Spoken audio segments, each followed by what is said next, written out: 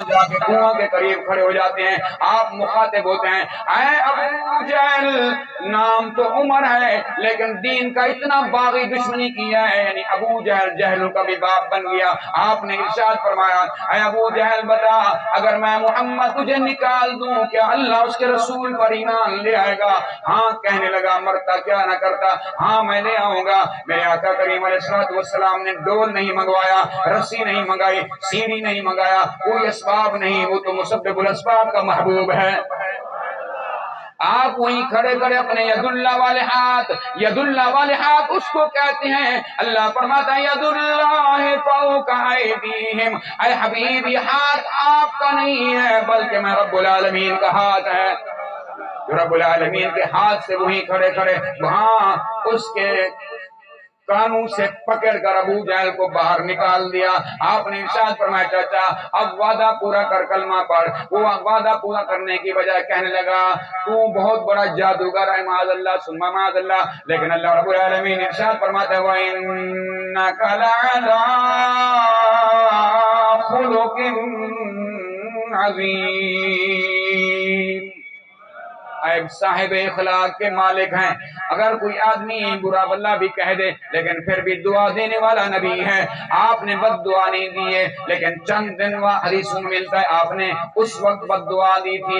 ایک ایسا موقع جو تقریباً سینکڑوں کی تعداد میں جب کافروں نے صحابہ کرام, حفاظ صحابہ کرام کو شہید کیا, آپ نے ان کو اس وقت بد دعائیں دی تھی. کیونکہ دین جو تھا اس وقت سینوں کے اندر موجود تھا, اتنا کتابیں نہیں لکھی گئی تھی, لیکن اس وقت آپ نے بد دعا کی تھی. لیکن اس وقت آپ نے ابو جہل کے لیے بھی بد دعا نہیں کی. میرے محترم بھائیو, جب محبوب علیہ السلام مکہ سے مدینہ پاک ہجرت فرمانے کے بعد تشریف لائے, پھر اس کے بعد آپ علیہ السلام کو اللہ نے بڑا مقام عطا فرمایا, حکومت عطا فرمائی, شہنشاہیت عطا فرمائی, بڑا پروٹوکول عطا فرمایا. محبوب علیہ السلام سر شام مسجد نبوی کے دروازے پہ کھڑے ہیں. اللہ مجھے بھی زیارت کی توفیق دے, اللہ آپ کو بھی نصیب فرمائے. اللہ ایک دفعہ حج کا بیت اللہ کا دیدار بھی نصیب فرمائے, روزے کا دیدار بھی نصیب فرمائے.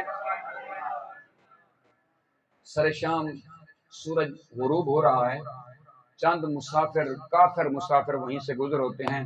کہتے ہیں محمد ہم مسافر ہیں, مسلمان بھی نہیں ہیں, کافر ہیں, رات کا بسیرا کرنا ہے, لہذا سفر بڑا مشکل ہے, سفر کر کر کے تھک گئے ہیں, لہذا آپ کے مہمان بننا چاہتے ہیں.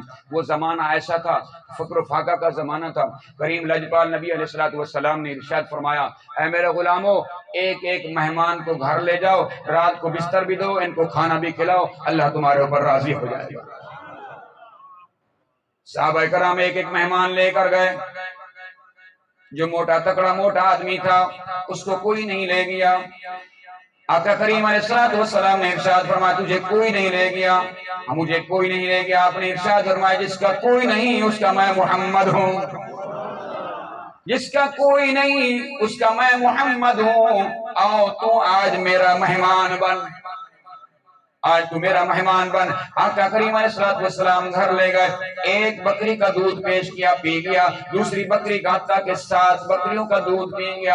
اور ایک جو گھر کے اندر کھانا موجود تھا, سرور کائنات صلی اللہ تعالی علیہ وسلم نے وہ کھانا پیش کیا, وہ بھی کھا گیا. حد سے زیادہ کھانا کھا گیا. کسی نوکر نے باہر سے کنڈی بھی لگا دی, رات بستر پر آرام کر رہا ہے. جب رات آدھی رات ہوئی, آپ کو پتہ ہے کہ زیادہ جب کھانا کھایا جائے پیٹ کے اندر گڑبڑ تو ضرور ہوتی ہے. رات کو خواب دیکھ رہا کہ میں جنگل بیابان میں بیٹھا ہوں, میرے مصطفیٰ کریم علیہ السلام کے بستر پر پخانہ کر دیا, پیشاب کر دیا. جب آنکھ کھلی بڑا پریشان ہوا, میرے کپڑے بھی خراب ہیں, رسول اللہ صلی اللہ علیہ وسلم کا بستر بھی خراب ہے, اب میں کیا کروں؟ میرے آقا کریم علیہ السلام کو اللہ رب العالمین نے جبرائیل کے ذریعے خبر عطا فرما دی ہے, خبر عطا فرما دی ہے. جب صبح کا اجالا ہوتا ہے, آقا کریم علیہ السلام پہلے باخبر ہو چکے تھے.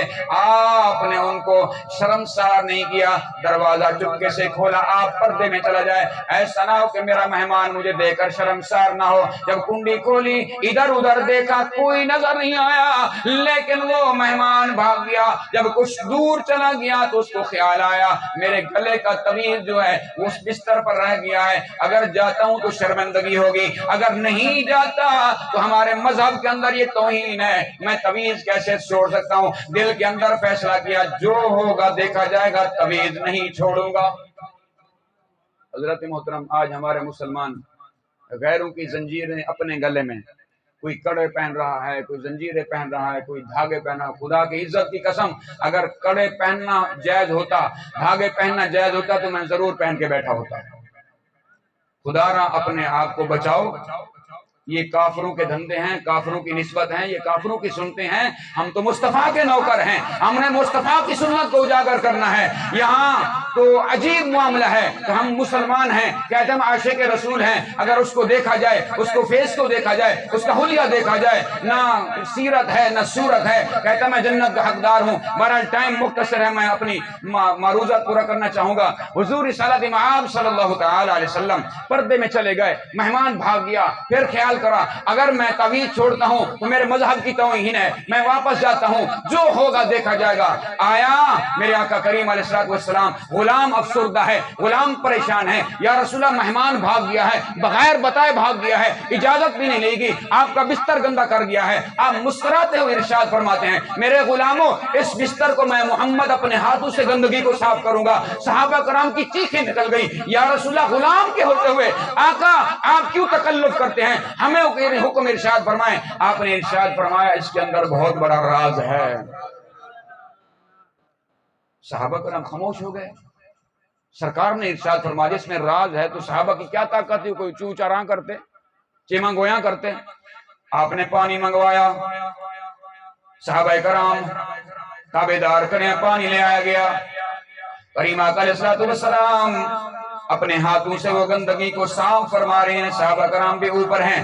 اس مہمان نے دیکھا تو دیکھ کر حیران ہو گئی، پاؤں کے نیچے سے زمین نکل گئی۔ کہاں میں گناہگار، کہاں انبیاء کا تاجدار میری گندگی اپنے ہاتھوں سے صاف کر رہے ہیں۔ روتا ہوا قدموں پہ گرتا ہے، یا رسول اللہ میری خطا معاف فرما دیجئے، کہاں میں مجرم، کہاں میں گناہگار، کہاں میں کفار کی آگ کا انگارہ، کہاں آپ امام الانبیاء تاجدار انبیاء، آپ مجھے یہ بستر کی گندگی نہیں بلکہ میرے دل کی کفر کی پلیدی کو دھو رہے تھے، مجھے کلمہ پڑھا کر اپنے غلاموں کی صفوں میں شامل فرما دیجئے۔ اس وقت آپ نے پڑھا کر اشہد ان لا الہ الا اللہ واشہد انک رسول اللہ۔